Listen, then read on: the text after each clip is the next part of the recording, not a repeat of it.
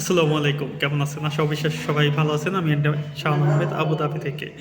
এই ভিডিওটা শুধু যারা প্রবাসী আছে তাদের জন্য। আমরা প্রবাসীরা আছি, অনেকেই অনেক পরিশ্রম করি।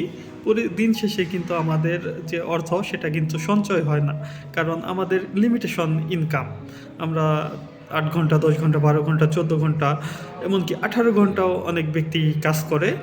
তারপরেও কিন্তু আমরা ১০ বছর, ২০ বছর, ১৫ বছর আমরা প্রবাসেই আছি।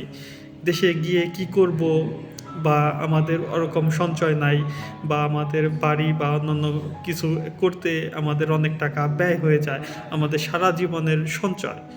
আপনারা যারা সেকেন্ড ইনকাম বা সঞ্চয়ের ভালো কোনো সমাধান চান, তাহলে আমাকে কমেন্টসে জানাইতে পারেন। আমি আপনাদেরকে গাইড হিসাবে হয়তোবা সহযোগিতা করতে পারি বা সাজেস্ট করতে পারি।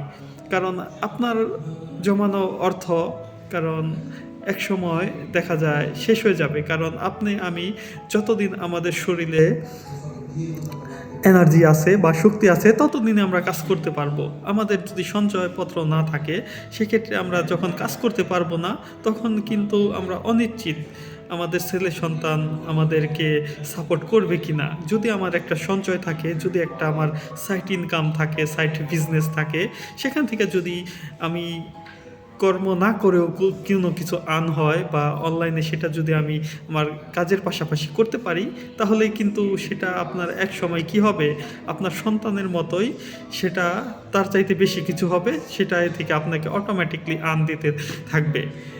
সেটা যদি আপনি জানতে চান, আমাকে কমেন্টসে বা ইনবক্সে নক করতে পারেন। আমি আপনাকে এটার বিস্তারিত জানাবো। ধন্যবাদ।